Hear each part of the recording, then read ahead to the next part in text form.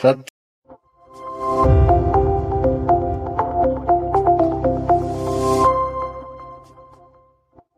सत साहिब सतगुरुदेव की जय। बंदी छोड़ कबीर साहिब जी की जय। बंदी छोड़ गरीबदास जी महाराज जी की जय। स्वामी राम देवानंद जी गुरु महाराज जी की जय हो।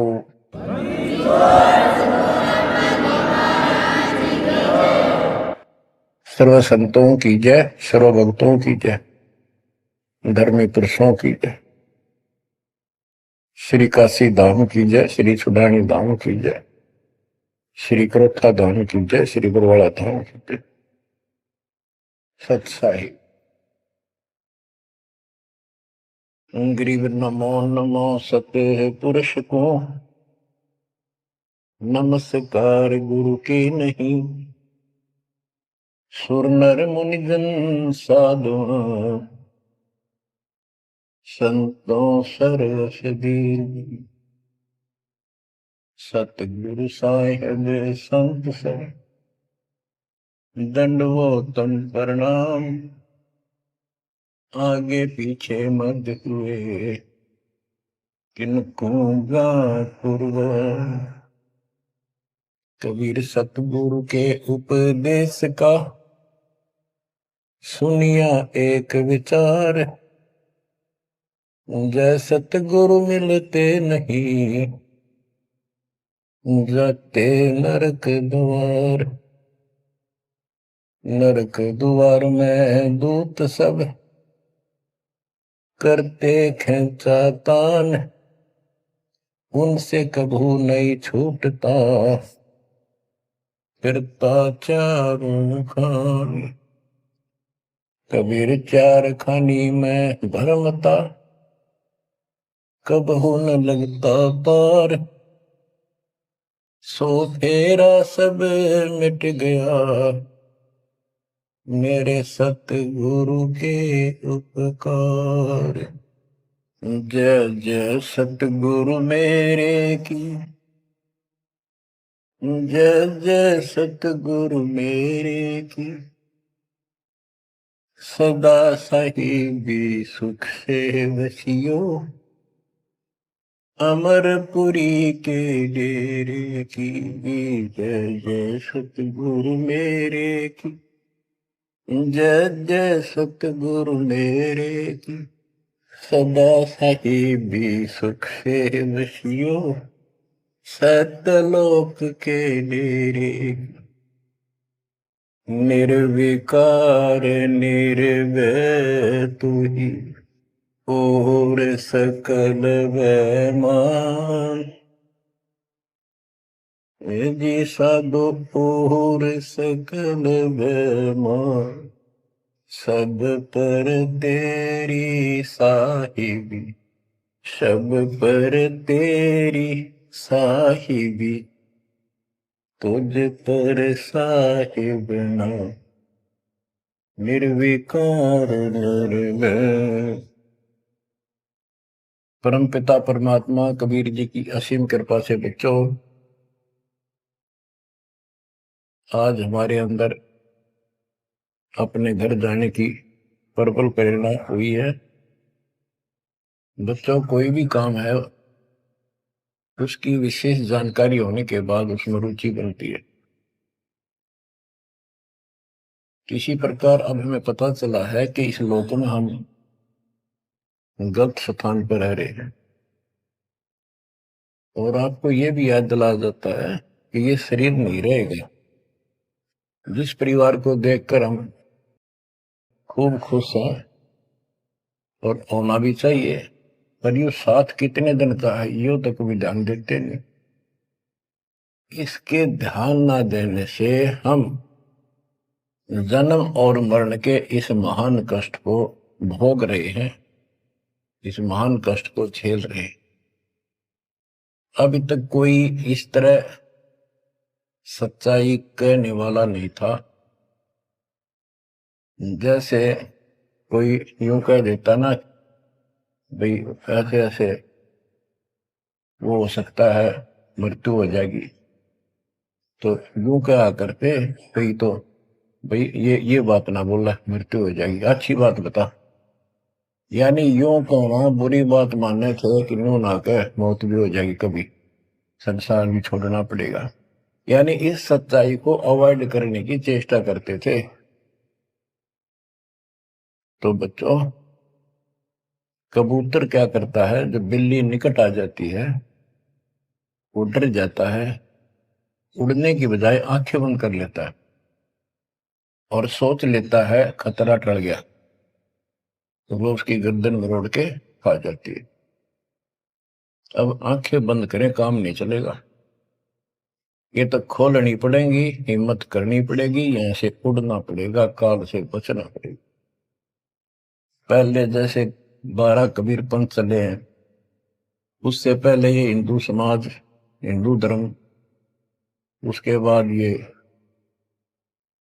यहूदी धर्म, ईसाई धर्म, फिर मुसलमान धर्म, जैन धर्म, और ये 12 पंथ, इनमें ज्ञान तो बताया जाता था कि भक्ति कर लो, नहीं तो 84 लाख योनियों में जाना पड़ेगा, पशु पक्षी बनना पड़ेगा। और आत्मा डरती भी थी, भक्ति के लिए प्रेरित भी होती थी, लेकिन वो भक्ति शास्त्र विरुद्ध थी, शास्त्र में प्रमाणित नहीं थी, और वो ज्ञान भी शास्त्र प्रमाणित नहीं था। श्रीमद् भगवत गीता अध्याय 16 श्लोक 23 में स्पष्ट किया है कि शास्त्र विधि को त्याग कर जो अपनी मर्जी से मनमाना आचरण करते हैं अपनी इच्छा से, उनको न सुख होता है, न कोई सिद्धि प्राप्त होती है, और न ही उनकी गति बढ़ती।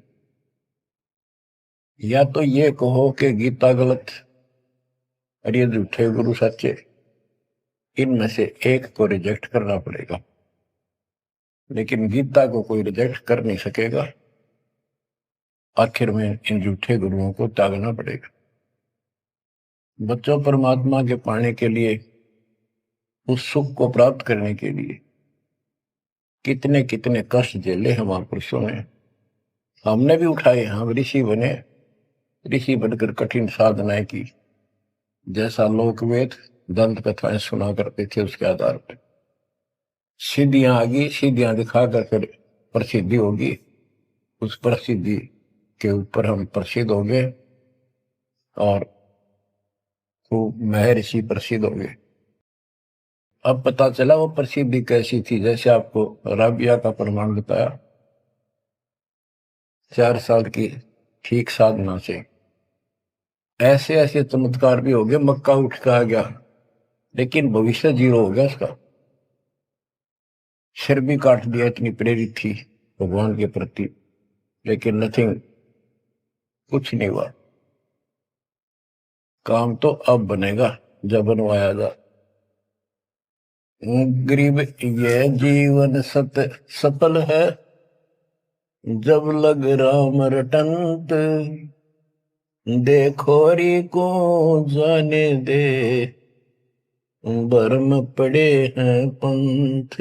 इस मनुष्य जीवन की सफलता उसी की है जो परमात्मा की भजन करते हैं, अन्यथा इसका कोई यूज नहीं। पशु पक्षी का भी ऐसा ही जीवन है, ऐसे ही कर्म वो करते हैं, खाना पीना, टट्टी जाना, बच्चे उत्पन्न करना, बच्चों के लिए फिर सारा दिन भटक कर उनका पोषण करना, फिर मर जाना, ये कोई जीवन है? इस ज्ञान से आपके अंदर जो गलत प्रेरणा भरी हुई है वो काल द्वारा भरी गई है, बहुत प्रबल है, वो सामान्य नहीं है। अब जैसे किसी को बुखार हो जाता है तो उसके बस की बात नहीं, वो नॉर्मल हो जाए। तो बच्चों, अब के लगन लगानी पड़ेगी। जैसे बुखार हो जाता है, उसके बस की बात नहीं कि वो ठीक ठाक रहे, अपने ठीक क्रिया करे, तो उसके लिए औषधि की आवश्यकता पड़ती है, और जब नॉर्मल हो जाएगा फिर सारे काम ठीक करेगा। इसी प्रकार ये आपके बस की बात नहीं है जो आप जिस व्यवस्था में लग रहे हो, ये इस ज्ञान से, इस भक्ति से आपका यो अज्ञान हटेगा, ये जिससे प्रभावित हो बुखार हटेगा, फिर आपकी लगन अजब से बनेगी, अलग से बनेगी। अगर ये भाव नहीं बना तो क्या ये जीवन अच्छा है जो आप जी रहे हो? कोटि जन्म तन भर में तो गए, कुछ नहीं हाथ लगा रहे। कुकर कुत्ता, सुकर सुअर, खर गधा, कौवा बुगला, बता इन प्राणियों के शरीरों में असंख्यों बार कष्ट उठा लिया अपने को, असंख्यों बार, एक बार नहीं। तो क्या इस प्रोसीजर को जारी रखोगे? मेरी आत्मा तो मान नहीं रही कि आप इसको स्वीकार कर लोगे। और अब भी आपकी आंखें नहीं खुलेंगी और आपकी प्रेरणा नहीं बनेगी, तो फिर इंसान नहीं, पत्थर हो तुम, पत्थर। कोटि वर्ष करे संगत संतों की, पत्थर का जल में क्या लीजे, चंदन बन में रंग ला दे, एक बांस बिटन भी ना सींचे। पत्थर को जल में डाल दे, कितने गहरे जल में डाल दे, कितने दिन डाले रखे, उसका कोई असर जल का नहीं होता। नहीं, जल से तो नरम होता है पदार्थ, बाहर निकालते उसको घिसा दे दूसरे पत्थर से, जो का त्यों चिंगारी निकलेंगे। तो पत्थर जैसे प्राणियों को किसी चीज का असर नहीं होता। ये अमृत वाणी उन पुण्यात्माओं को झंझोड़ कर रख देंगी जिनकी आंखें काल में अज्ञान से बंद कर रखी। उस परम पिता के घर जाने के लिए, उस सुख को प्राप्त करने के लिए गरीबदास जी बताते हैं कि मंसूर मैसूर क्यों हो गया, शरीर पासी प्रवेश और जा के ऊपर एती नोबती। कैसा है वो देश? उस परमात्मा के सुख को, सतलोक को प्राप्ति के लिए, उसकी प्राप्ति के लिए टुकड़े टुकड़े शरीर करा दिया मंसूर अली जी ने, पीछे नहीं हटा। तो गरीबदास जी कहते वो सुख कितना होगा जिसके लिए शरीर भी खत्म कर दिया, कोई नो प्रॉब्लम। और ये शरीर तो आपका रहेगा नहीं, गारंटीड है। इसलिए बार बार याद दिलाता हूं कि हमारे ऊपर नशा जबरदस्त कर रखा काल ने। ये आपके बस की बात नहीं, ये तो ये एंटीबायोटिक आपको प्रेरित रखेंगे। आप भक्ति भी करोगे, बुराइयों से भी बचोगे, और अपने घर जाने की प्रबल इच्छा बनेगी। जहां आशा ता बासा हुई, मन कर वचन सुमरियो सोई। गिरिव नरसिंह रूप सतगुरु धरा, प्रहलाद भगत के काज, हिरणाकुश को ले गया, जो तितर को बाज। परमात्मा कबीर जी ने ही नरसिंह रूप धारण किया। ये सारा श्रेय अभी तक श्री विष्णु जी उर्फ श्री कृष्ण जी को दिया जा रहा था। जो भी है, परमात्मा चाहते हैं कि किसी तरह इनकी भक्ति में आस्था बनी रहे। ये किसी को मानकर भक्ति कर रहे, करते रहो, उससे मिलना कुछ नहीं, पर पिछले संस्कार से मालिक उनकी मदद स्वयं करते हैं। गिरिव नामा का देवल फेरा, मुई जवाई गाय, पीड़ा मेरी संत की, छान छवाई आए। कबीर साहब कहते हैं 2 दिन मेरी शरण है, ताका हूं मैं दास, दास में नौकर गुलाम, और गैल गैल ला गया करूं जब तक धरती आकाश। नामदेव नाम के महापुरुष पिछले संस्कारी थे। परमात्मा कबीर जी कहीं भी आश्रम बना के कुछ समय के लिए रह जाते हैं, एक गुरु की भूमिका करते हैं, अपने बच्चों को, वहां आसपास के क्षेत्र के बच्चों को ज्ञान सुनाते हैं। कोयल के बच्चे ज्ञान को सुनकर, आवाज को सुनकर उनकी तरफ खींचे आते हैं, सोबे वाले रह जाते हैं। तो उस समय रंका और बंका दोनों पति पत्नी थे। एक उनकी बेटी थी वंका। नामदेव भी उसी समय परमात्मा कबीर जी के शिष्य हुए थे, जब वो वासन रूप में लीला कर रहे थे। हम ज्ञान सुन लेते हैं, सारी बात करते हैं, पर अपनी जो पूर्व प्रेरणा है पिछले जन्म के संस्कारों से भी हम बाज नहीं आते। अब नामदेव जी जा रहे थे, एक मंदिर में आरती हुई थी, ब्राह्मण लोग आरती कर रहे थे, और उसके ऐसी धुन चढ़ी कि वो भी मंदिर में पहुंच गया।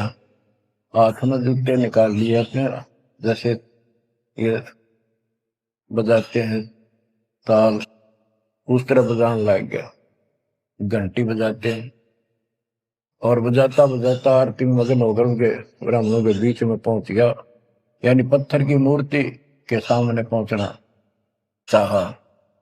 पंडितों ने पकड़ कर उसको मंदिर के पीछे फेंक दिया। ये शूद्र छोटी जाति का समेत दूसरों में आ गया, हमारा धर्म भ्रष्ट कर दिया, हमारे भगवान को इसने रुष्ट कर दिया।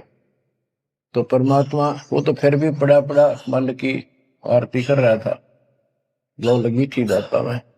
परमात्मा उस मंदिर का मुंह नामदेव की तरफ कर दिया, और पंडित पिछली साइड में खड़े घंटी बजा रहे थे, आश्चर्यचकित हुए।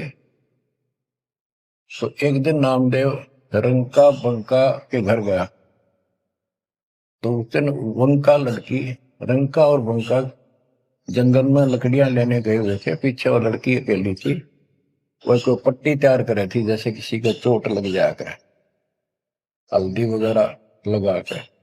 नामदेव बोला, बहन किसको क्या हो गया, किसको चोट लगी, किसके लिए पट्टी बना रही हो। उनका बोली, रे नामदेव तू गुरु जी ज्यादा दुखी ना करा कर, तो भाई मर्यादा में नहीं रहता, वहां के जरूरत है तेरे को जाने जिस मंदिर में, अपना मंदिर में जाना भगवान अलाउड थोड़ा कर रखे है, मानता नहीं तो तेरे लिए, तेरी इज्जत रखने के लिए गुरु जी तेरे मंदिर पेड़ गए थे, हाथा चोट लगी भाई, उनका पट्टी बांधो। नामदेव गया, देखा तो सचमुच गुरु जी के हाथों में चोट लगी हुई है, और वो कान पट्टी बांधी। हम भक्ति भी करते हैं, पर अपने संस्कार फिर भी कोई न कोई अड़ाए रखते हैं, ये परमात्मा को परेशान करते हैं। आप अब आ गया है कति पीक टाइम, अब ये बात नहीं चलेगी। पहले तो चलो को रह गए, कोई बात ना, पैर पकड़ लिए भगवान ने, अब क्या फिसल गया पैर, तो पता नहीं कहाँ पड़ोगे जाकर। ऐसा अजब गजब का ज्ञान दे दिया, ऐसा समाधान आपको दे दिया, और ऐसे समय में मानो शरीर मान, तो आंखें खोल लो बच्चों।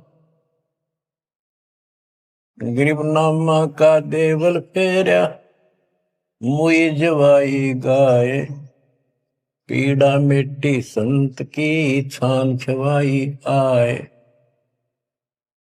अब एक जिसमें नामदेव जी ने मंदिर घुमा दिया, घुमाया तो मालिक ने था, लेकिन मालिक अपने नाम नहीं लेते, दादू से दरजीव के आप बगल हो जाए,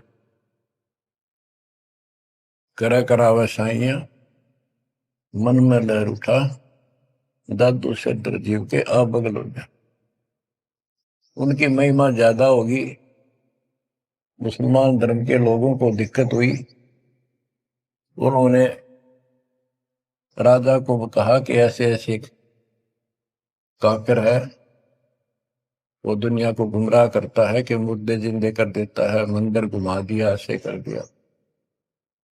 राजा ने पकड़ के बुलाया और कहा, ये गाय काट दी वहां पर, इसको जिंदा कर,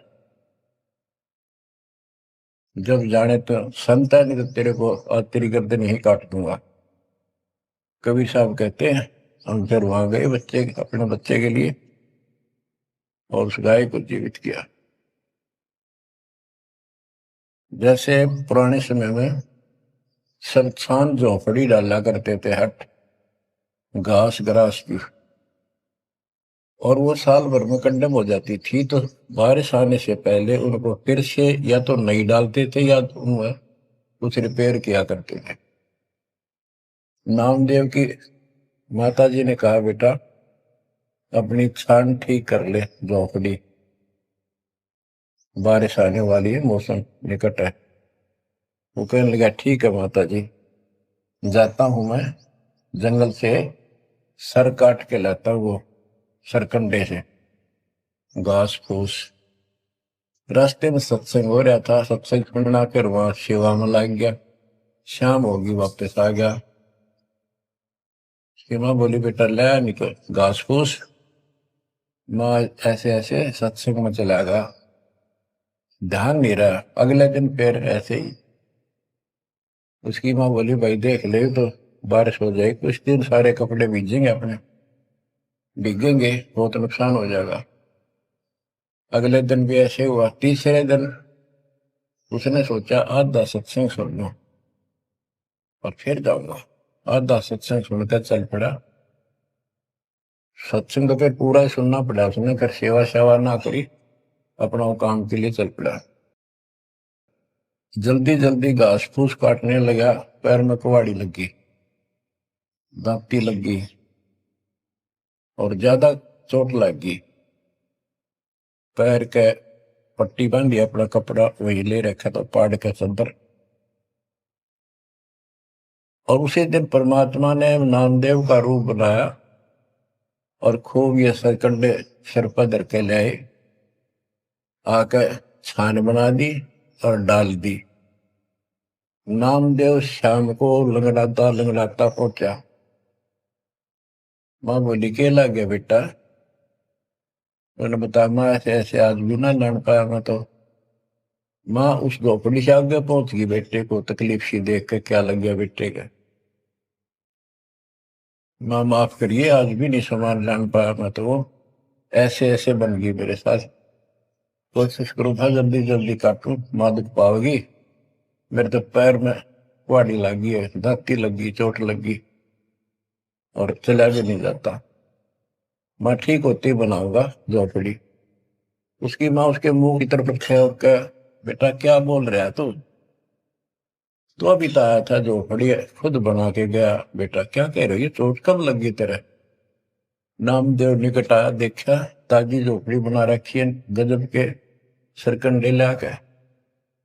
ऐसे तो आसपास की तो थे भी कोनी, ऐसा घास फूस। नामदेव खूब रोया बैठे। माँ भगवान थे, परमात्मा थे वो तो।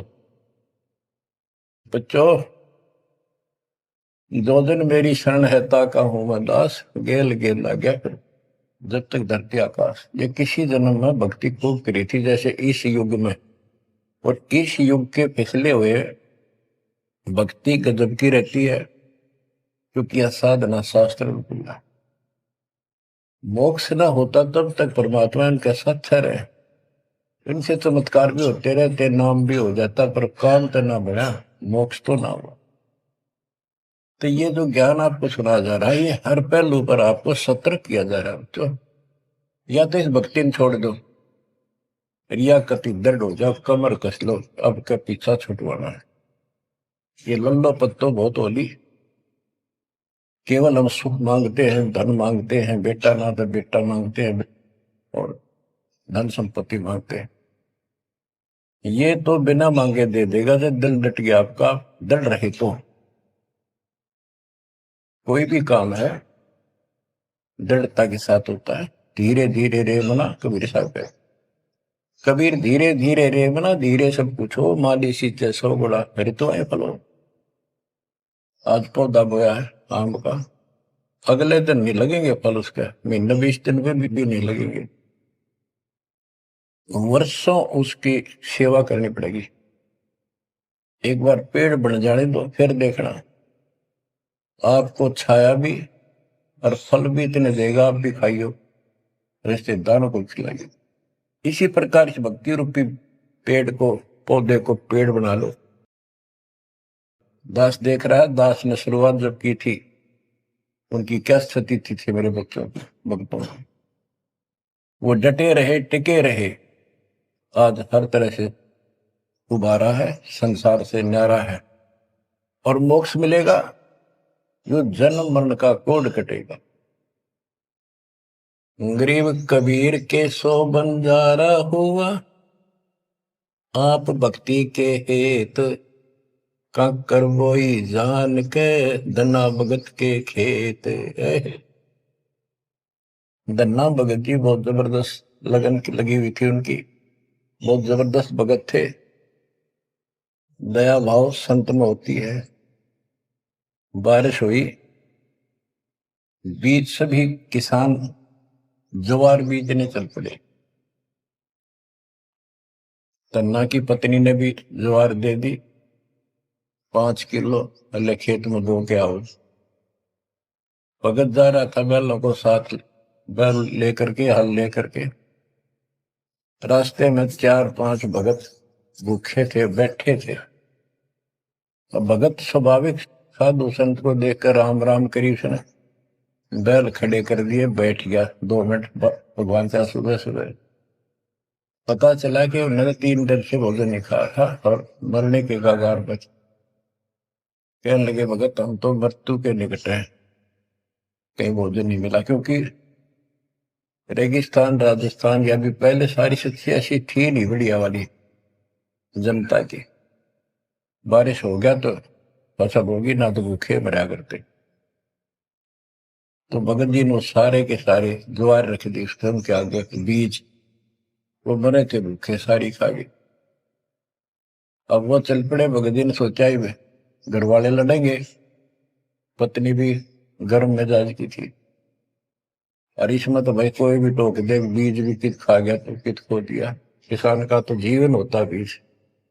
लेकिन उसने परिवार न्यौछावर कर दिया। कंकर इकट्ठी की लोगों को दिखाने के लिए, जैसे और बीज बो रहे थे ऐसे कंकर बखेर के हलवा के सामने घर आ गया, खेत में जाकर नहीं देखा।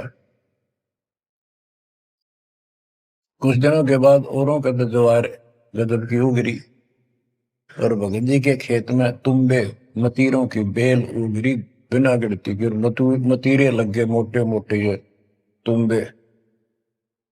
अब क्या होता है कि भगत जी के खेत में, धन्ना भगत के खेत में बहुत ज्यादा बेल उगी मतीरों की, मतीरे से मोटे मोटे लाग गए, ऊपर नीचे पड़े न भरी दिखे उनका खेत भरा। कुछ दिन के बाद क्या होता है कि बारिश ना होने से उस क्षेत्र में अकाल जैसी स्थिति होगी, वह ज्वार किसी का हुई, किसी की थोड़ी बहुत हुई, बिल्कुल नहीं हुई। तो वो तो बाद की बातें हैं। किसी ने जाके धन्ना भगत की पत्नी को बता दिया कि तुमने ज्वार नहीं बोई। वह बोली बोई, वो कहा हमारा भगत कि ना आपके तो मतीरे उग रहे हैं, ज्वार है ही नहीं। उसका दुख हुआ, ज्वार भी कित खा गया यो। तो वह गई, देखा सचमुच वहां तो मोटे मोटे मतीरे भरे पड़े। एक मतीरा यानी एक तुम्बा लेकर चल पड़ी। धन्ना भगत को पता था कि बात आज बिगड़ चुकी है। उसके बाहर जाते ही भगत वहां आ जाते थे, उसके रहते नहीं आते थे। वह जल्दी वापस आ गई। धन्ना भगत ने सोचा था शाम तक आओगी, तो भक्तों से कहा तुम जाओ, बात आज गड़बड़ है। सिर पर मतीरा रख रखा, आते उसने मतीरा सिर में मारा धन्ना भगत का। धन्ना भगत जी ने थोड़ा बचाव किया तो धरती में लगकर फूट गया। फूटते उसमें ज्वार निकली जैसी बीज की साफ सुथरी भेजी थी। अब भगत जी तक टेढ़ा पड़ा, सिर बचाया, और वह देवी देख रही थी, कभी धन्ना भगत को कभी ज्वार को। तो वह बोली ये कहां से आ गई ज्वार इसमें। धन्ना भगत नहीं बोला। वह फिर खेत में गई, वह ज्वार उठाकर अंदर रख ली। वहां जाके देखा कपड़ा बिछाकर मतीरे फोड़न लागी, ढेर लाग गया। गठड़ी बांध के चल पड़ी, ढोण लागी ज्वार। अरोरा की ज्वार कति कंडम सी होगी, वो ये को ना खड़ी तो रही, पर बस उसमें बीज नहीं बढ़ा, सूखी सूखी सी खड़ी। अब वह 3-4 गठड़ी 5-6 गठड़ी ले आई भर भर कर। भगत बोला जितनी आपने अपनी होनी चाहिए थी ना तेरे खेत में, उतनी रखना, और ज्यादा ना लेना भगतमती ने बोली, तू तो ऐसे करा कर, भगवान ने दी है सारी लाऊंगी। बाकी छड़ी बरकत चाली, जब उसका कोटा पूरा हो लिया वहां तक तब बहुत मरती आई बाहर, खूब लग गया। उतारी तो सारा फूस बना पाया, एक फेर लाई वो भी नहीं हो गया, हार के बैठ गई। फिर धन्ना भगत के खेत में ज्वार निकला, तुम्बों से ज्वार ज्वार निकला, गांव इकट्ठा हो गया। भगत बोला, भाई अपनी बांट लो थोड़ी थोड़ी, तुम सारे भूखे मन तो बच जाएगा गाँव। तो सब ने अपने हिसाब का थोड़ा थोड़ा ले लिया, और फिर भी उभरती रहेगी। बच्चों, ये बातें कोई बनावटी नहीं है। जिनने भगवान के ऊपर समर्पण किया, जो भगवान पर समर्पित हुए, भगवान ने कभी उनका मारा नहीं। चारों युगों को देख लो, हमने किसका रखा मारा। तो बच्चों, ये महापुरुषों की जो कथाएं हैं आज अपने काम आऊंगी।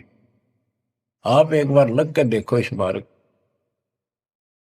कोई जगह नहीं रहेगी आपको अगर मगर कर्ण की स्मरण को, कति परमात्मा हर तरह से संतुष्ट कर देगा।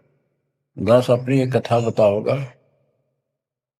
हम सुनते थे कि द्रौपदी का चीर बढ़ा दिया भगवान ने, पर ये नहीं पता था क्यों बढ़ाया था। वो तो अब इस तत्व ज्ञान से निखार हुआ कि कबीर परमात्मा ने एक लीला करके उसका लीर ग्रहण किया कपड़ा, और उसके कारण बढ़ा था। तो इससे कोई किसी को कहते वो मानता नहीं था, ये कोई बात है, कैसे हो सकता है, ऐसे नहीं हो सकता, वैसे नहीं हो। हम भी मानते थे कि चल ना होगा, पर भगवान तो है और बहुत काम कर रखे हैं। मन मानता था भगवान कुछ भी कर सकता है, क्योंकि आस्था जब भी बनती है जब ये भावना बढ़ जाएगी परमात्मा जो चाहे सो कर सके। उसके सामने इम्पॉसिबल वर्ड नहीं है उसकी डिक्शनरी। आपको बताता हूँ, नाम ले लिया, 2-3 साल हुए थे बस। 1988 में नाम लिया, 1990 या 89 की बात है, 88 या 89 की। तो एक मकान बनाया, ऊपर मकान बना रखा है, उसके ऊपर एक गैलरी ही पूजा स्थल बनाया, 5.5 बाई 15 फुट का। उसमें एक गली में झांकी थी, खिड़की और विंडो, और एक अंदर आंगन की तरफ क्रॉस वेंटिलेशन बढ़िया था। तो जल्दी के कारण मैं बने बनाए वो लिया जंगड़े, पूजा स्थल 2 मांझ का उनको पेंट करके लगा दिया। उनमें शीशे भी लगे हुए थे। एक शीशा टूटा हुआ था, एक शर्फ खिड़की का, वो डबल होते, वह ये चढ़वा देंगे बाद में, जल्दी काम हो जाएगा। वहां मैंने ये भक्ति बोध छपुआ कर रखी कि गुरुजी आएंगे उनको सौंप दूंगा, वो आगे भक्तों को देते रहेंगे जब कोई दीक्षा लेगा। ऐसे सेवादास करने लगा। क्या हुआ कि उस जो शीशा टूटा हुआ था उसमें के चूहे बढ़कर उनको काटने लगे। और उस समय क्या था, जब वो जंगले लगाए तो जाली ले आया था, ये एक लोहे की जाली जो मच्छरों से बचाने के लिए खिड़कियों पर लगाई जाती बाहर की साइड। और वो गलती से वो गलत काट के दे दी। मैं वो साइज लिख के उस लोहे की दुकान पर दिया, भाई ये काट के तैयार कर दे, इनका बिल बना दे। मैं और सामान लेकर वापस आया, उसने बांध के लपेट कर रख रखी थी, मैं उठाकर चला आया पैसे देकर। आके मैंने कहा ले भाई लगाओ। तो ये बड़ा लड़का, अरे वहां किराएदार रहता था, वो बोले हम लगा देंगे। कील क्या सारी ला रखी थी, उनने सीढ़ी लगाई। मैं तो चला गया उनको कह के, शाम में आया तो कोई नहीं लगा रखी। पूछा भी कारण क्या था, क्यों नहीं लगाई। उन्होंने बताया कि छोटी है, बराबर में छोटी रहेगी, कम से कम 9 इंच छोटी। वो लिखा था मैंने 3 फुट 9 इंच, उसने 3 फुट काट दी, या नौकर ने देख के काट, या गलती लगी जैसे भी। फिर मैंने सोचा भी छोड़ो भाई, अब किसके साथ मत्था मारे जाकर, वो कहेंगे तेरी गलती है, आपने यही साइज बताया था। मैं इस चक्कर में नहीं पड़ा करता। मैंने वो उठा के स्टोर में डलवा दी। एक सीजन बारिश का ऊपर का उतर गया। फिर वो नित्य छपवाई पुस्तक, फिर उसमें चूहे बढ़ने लगे, कपड़ा बांधा, कपड़ा काट दिया। ये मन में था कि वो जाली तक पूरी है नहीं। फिर दिमाग में आई, भाई ऐसे करो, इस एक खिड़की में दिक्कत है, इस जाली को ऊपर नीचे करके दोनों को एक में सेट कर दो। तो वही दोनों किराएदार, ये बड़ा लड़का, ये छोटा ही था, 12-13, 14-15 साल का। तो मैं उनको कह के अपनी ड्यूटी पे चला गया। इनकी माता जी ने, नारों ने, वो वहां से निकाल के जाली स्टोर से नीचे डाल दी, भाई लगा दियो। इन शाम सी न लाई किता। मैंने आके पूछा, एक जाली ला रखी, वह पूरी एक नीचे पड़ी। मैं ड्यूटी से आया शाम को 5 बजे। मेरी दुआई बात खटक रही थी, इन लगा दी होगी बच्चा ठीक से ना, मैं आप लगाऊंगा साथ लगकर। मैंने देखा एक जाली नीचे पड़ी, एक ऊपर लगा रखी, उसी पर जो शीशा टूटा हुआ था, गिलास। वो गिलास लगवाने की टाइम नहीं मिल रहा था, क्योंकि दूर मेरी ड्यूटी थी, कौशली साइड में हेडक्वार्टर था, 77 किलोमीटर जाना था। ये ऐसा था ही, जुगाड़ करना चाहा था मैं, कर दे फिर आराम से कर लेंगे। तो मैंने अनारों से पूछा कि ये जाली लगा दी उन्होंने। अब ईब ला के गए, सुबेरे की कह रही थी भाई ला दे, पर ध्यान नहीं दे रहा था यो, लापरवाह। ईब ने देखा गाने वाला पापा, फटाफट बुला कर अनिल को लगवा दी। मैं बोला, जाली ये और ले आए क्या? ये बोला नहीं, और तो नहीं है, ये तो वही है जो ऊपर डाल रखी थी स्टोर में। मैंने ये सुबह आपके दादे को कह दी कि भाई ये रखी, लाओ, जब ला दी। मुझे विश्वास नहीं हो रहा, तू सच्ची बता, ये बदलवा तो नहीं डाय इसको? और बोली बदलवा किथे, तो लाई मुश्किल तो है बदलवान का कित है। मैं हैरान, मेरा विश्वास नहीं हो रहा। एक पूरी हो ही नहीं सकती, पूरी होकर के भी 6-7 इंच नो लटक रही बराबर में मुड़ के। 9 इंच वो बड़ी और 6 इंच और एक्स्ट्रा उसी साइड में। दूसरी देखी, दूसरी भी नहीं। फिर इसने लैब में ढूंढ गए, बड़े लोग खेल रहा था कितना। मैं बोला, तू ये बता, ये जाली बदलवा के लाया है कि वही है? वही है, मेरी मां ने उतार के यहाँ डाल रखी थी, हमने ला दी। मैं मेरी कसम खा, कबीर साहब की कसम खा। बच्चों, वो दिन है आज, इतना गजब का विश्वास कर दिया जाता। बात कुछ नहीं थी, बात और भी लाई जा सके थी, लेकिन वो दिखा दिया, कपड़ा छोड़, हम लो बढ़ा जा। इस मालिक कबीर साहब ने लोहे की जाली बढ़ा दी, वो आज भी विद्यमान है। एक तो उनमें से वो मकान बेच दिया था इसने, वीरेंद्र ने, मेरे यहाँ इस मार्ग पाने के बाद। जिसने लिया वो भगत, उस भगत ने वापस डोनेट कर दिया कि ऐसी अनमोल पूंजी को मैं सुरक्षित नहीं रख पाऊंगा, आपको वापस दे। आज वो फिर वही है, वह जाली लगी हुई है, हमने भी उसमें सफाई किया नहीं है अभी, क्योंकि हमें थोड़ा सा फुर्सत अच्छी होगी, यहाँ से निपटेंगे मिशन को पूरा करके, उसको फिर याद के रूप में रखेंगे। तो बच्चों, विश्वास रखो इस मालिक पर। कहे कबीर सुनो भी साधो, मैं तो हूँ विश्वास, और गलत साधना करने से कुछ नहीं मिलेगा। क्या बताते हैं, गरीब कबीर के सो बंजारा हुआ, आप भक्ति के हेत, काकर बोई जान के, धना भगत के खेत। वहां काकर से अन्न हुआ, कंकर से, वहां काकर से अन्न हुआ, वहां केसों से हुआ कबीर, वार पार पावे नहीं गति कुछ गहर गंभीर। अब नकली गुरुओं के कारण ये सारा अध्यात्म ज्ञान नष्ट होया पड़ा था। उसके बारे में कबीर साहब बताते हैं, गरीबदास जी बताते हैं, गरीब विष्णु त्रिलोकी नाथ के परचे कोटि अनंत, भक्त वत्सल भगवान है क्यों निंदते हैं संत। यानी भगवान में आस्था बनाए रहने के लिए परमात्मा ने इन ब्रह्मा विष्णु जी को निमित्त बनाकर लीलाएं की। कहते इनको विशेष वो ना समझो, ये भी अच्छी आत्मा है, 3 लोक के नाथ हैं। अब जैसे कोई मंत्री है, उसकी भी पावर होती है, उसको ये कहना तो कुछ नहीं है, प्रधानमंत्री सब कुछ है, ये तो लड़ाई वाली बातें हैं। ये तो सतीथी बताई है, इनकी इतनी औकात है, इतनी ताकत है, उनकी इतनी है, इनसे हम दूर नहीं हो सकते और इनको एज ए ईस्ट पूज भी नहीं सकते कि ये करतार बने हुए हैं अपने आप। ये वो करतार नहीं जो होना चाहिए। गरीब करता ऊपर चोट है, कहते हैं करतार, मूल लह नहीं मूर्खा, गिनते हैं क्यों डारे।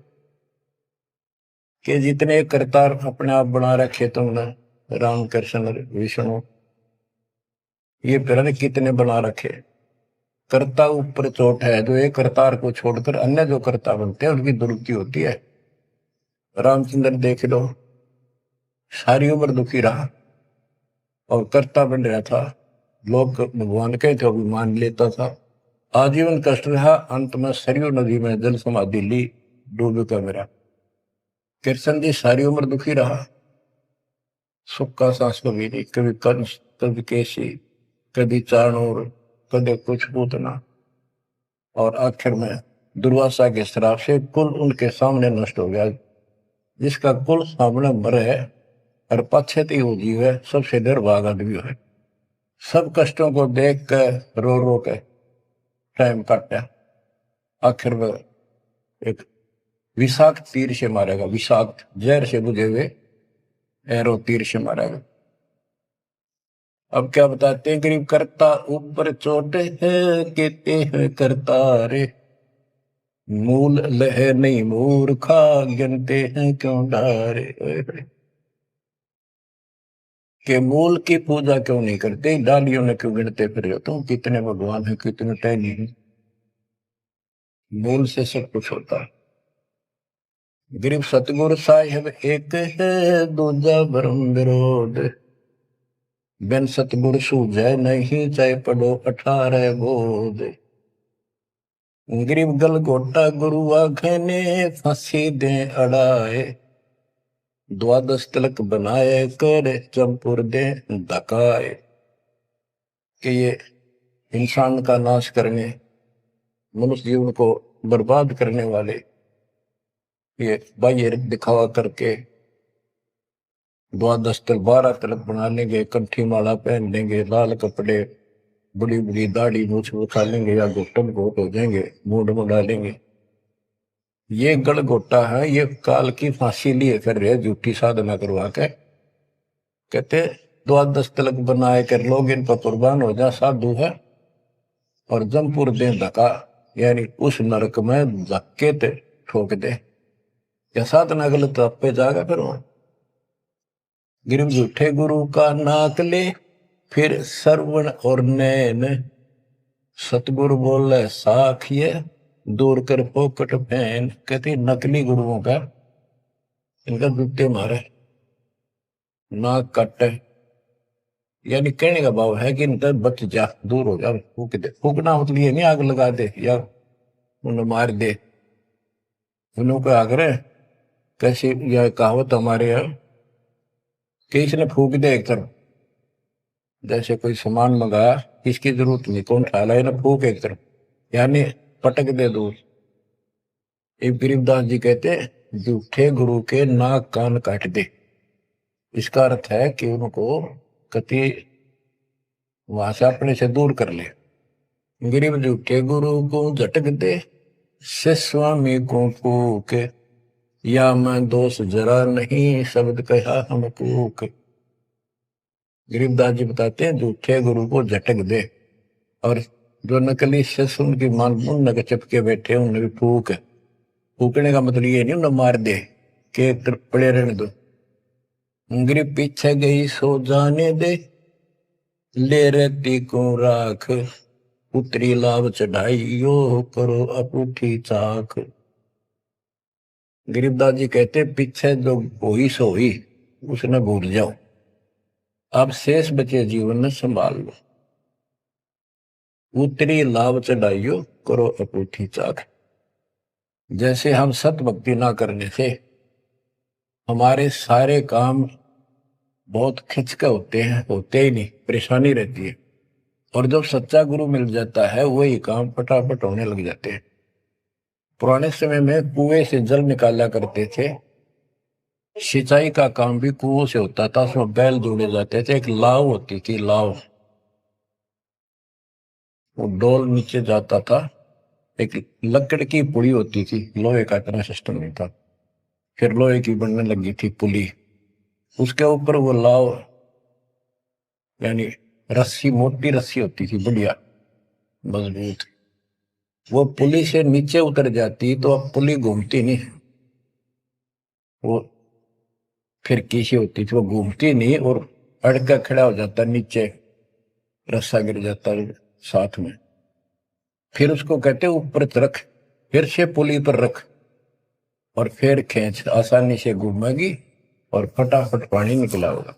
कि शास्त्र विरुद्ध साधना करके भक्ति से दूर होकर भगवान से तुम दुख पा रहे हो, फिर से भक्ति शुरू कर दो, फिर आपको सुख।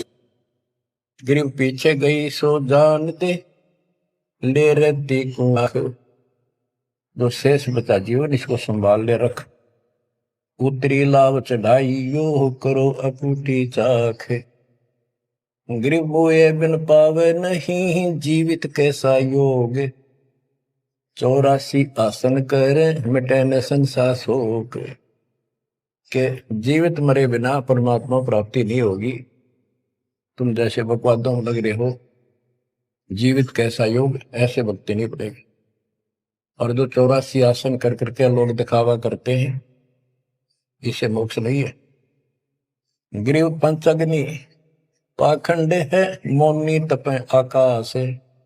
झरने बैठे क्या हुआ, क्या जी में पंच गिरास। ये 5 धुएं लगा के बीच में बैठ जाते हैं पाखंड करने के लिए। इन मकला इतनी है ज्ञान नहीं इनको।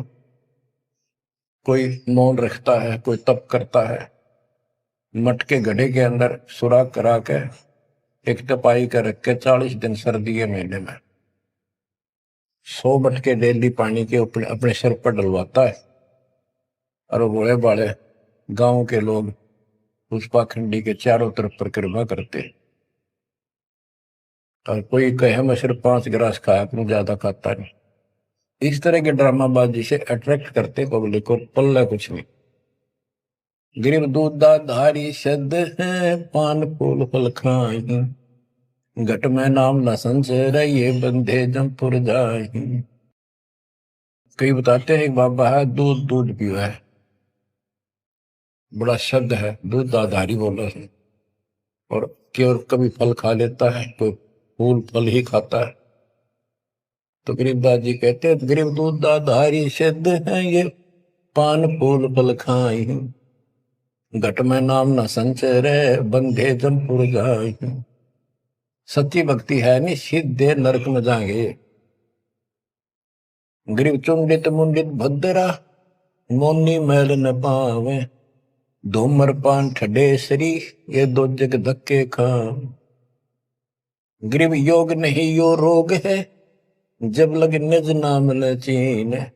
घर घर द्वारे भटकते, बेख बिना यकीन। गरीब बेख लिया तो क्या हुआ, जब लग नहीं विवेक। 3 काल निपजे नहीं मिटे कर्म रेख।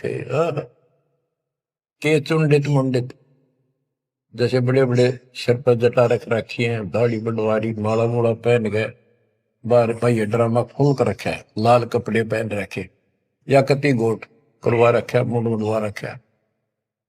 कहते हैं इनसे कुछ नहीं मिलना, कोई मौन रखते हैं। गरीब चुंडित मुंडित भद्रा, मोनी मैल न पावे। धूमर पान ठडे सरी, ये 2 जग धक्के खाओ।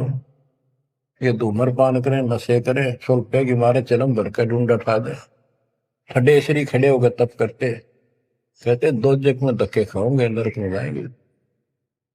बच्चों, ये मूल ज्ञान है, ये तत्व ज्ञान, और ये जो ज्ञान आपको दिया जा रहा है आपके लिए वरदान होगा। ये कबीर साहब की गिफ्ट है।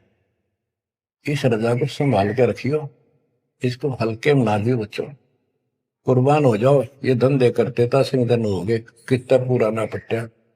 इसकी शरण में डट कर सत्संग सुना करो, सेवा करो और दान करो, मर्यादा का निर्वाह करो, भक्ति करो। देखना न्यारे रंग ला देगा दाता।